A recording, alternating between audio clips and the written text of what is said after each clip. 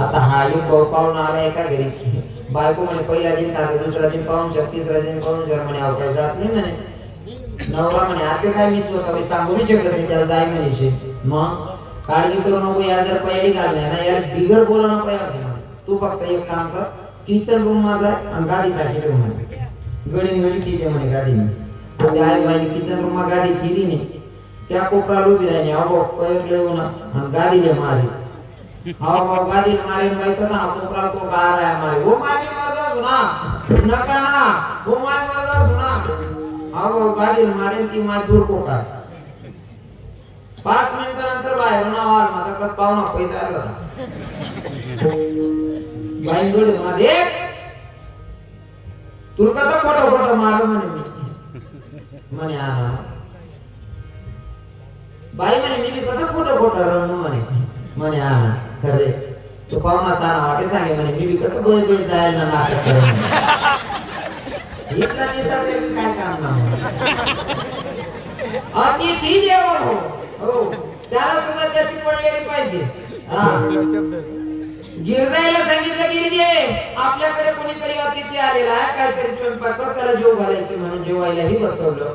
स्वयंपाक करून जेवायला बसवलं. आता बसल्याच्या नंतर गिरजाई जीव वाढत होती आणि त्या माणसाच्या लक्षात आलं की आपण आता इथं आलतो कशासाठी, की नाथबाबांचं पद खोटं ठरवायला पाहिजे म्हणून ना. पण नाथबाबांनी तर इथं पत्नीला जेवण बनवायला सांगितलं, मला तर जेवायला बसवलं. मग आता लोकांना मी काय सांगणार आहे.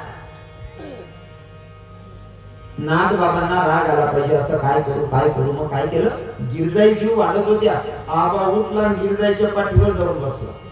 गिरजाईच्या पाठीवर जाऊन बसला. याला वाटलं की आता तरी नाथबाबांना राग येईल, पण तरी सुद्धा नाथबाबांना राग येत नाही. नाथबाबा उलट्या पत्नीला सांगतात, गिरजे मोठ्याचं लेकरू तुझ्या पाठीवर बसले, जरा सांभाळ बर का, पडू देऊ नकोस, नाही तर लेकराला लागेल.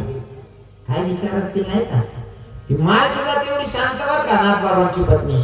नाथबाबांच्या पत्नीला सांगितलं, स्वामी ओ धनी काळजी करू नका, लहान लेकर वागवायची सवय आहे म्हणले मला, मी सुद्धा माय आहे ना, लेकराला पडू देत नाही म्हणले. इतकी शांत होती गिरजाई सुद्धा.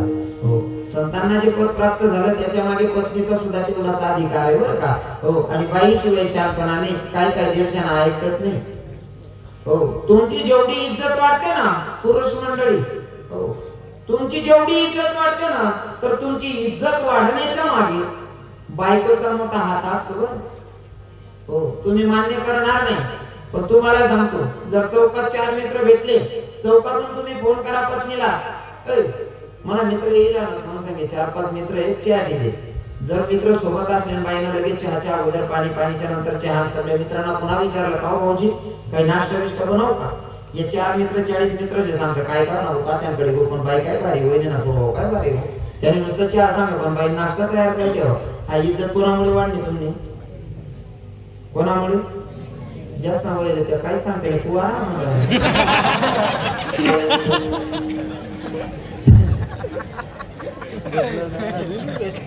तुमची इज्जत वाढते ती बायकोमुळे, बरोबर आहे ना. एखाद्या बाईने जर नवऱ्यानं फोन केल्याच्या नंतर येणाऱ्या अतिथींचं स्वागत केलं तर सगळं स्तुती बाईची माणसाची नाही का.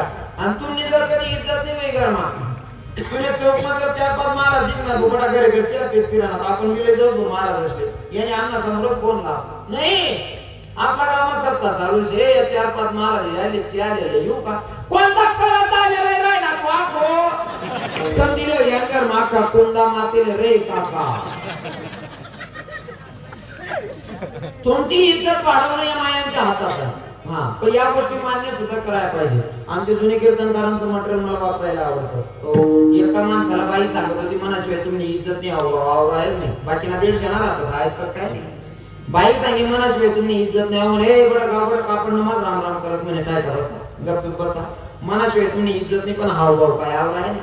बाई म्हणे म्हणले का परीक्षा चालेल म्हणे. आणि नेमकंच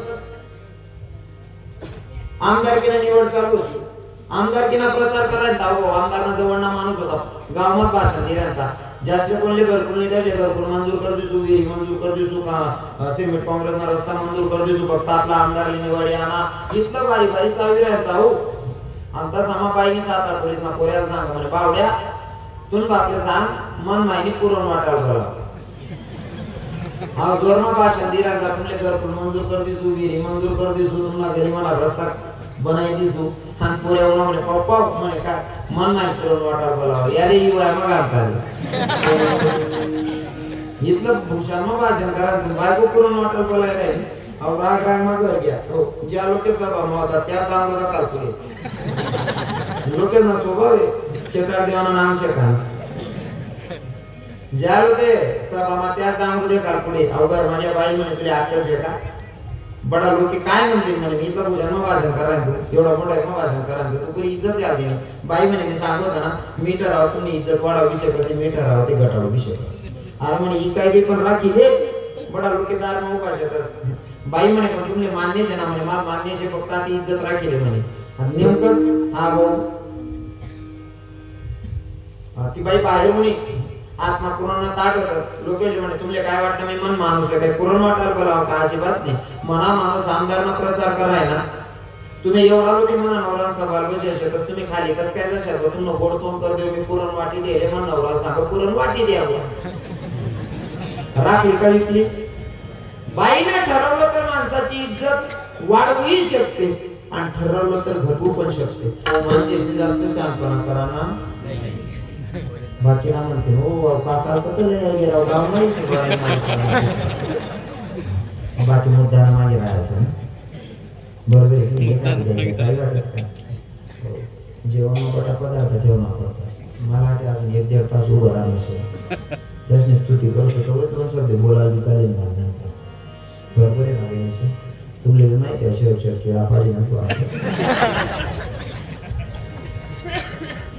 बऱ्याच लोकांनी परीक्षा घेतली नाथबाबांची पण नाथबाबांचं हे पद खोटं ठरणार नाही कारण का नाथबाबा होते शांती ब्रह्म म्हणून ते पद खोटं ठरणार नाही आणि ते शांती ब्रह्म नाथबाबा या अभंगातून तुम्हा आपल्या जीवांना समजावत असताना सांगताय भैया जर तुम्हाला भगवंताची प्राप्ती करायची असेल तर भगवंत एवढा सोपा नाही की तुम्ही सहज जाशाल अरे डॉक्टरला जर भेटायचं असेल तर अगोदर कंपाऊंडरला भेटावं लागतं आमदाराला भेटायचं असेल तर अगोदर पीएला भेटावं लागतं प्रिन्सिपलला भेटायचं असेल तर अगोदर शिपाई काकांना भेटावं लागतं आणि जगाच्या मालकाला जर भेटायचं असेल तर मग मध्ये कोणीतरी असलं पाहिजे नाही का मग जगाच्या मालकाला जर भेटायचं असेल तर अगोदर संतांची गाठभेट झाली पाहिजे आणि संतांची गाठभेट झाली संतांच्या पैलूटांना घातल्याच्या नंतर प्राप्ती कोणाची होते तर साक्षात जगाच्या मालकाची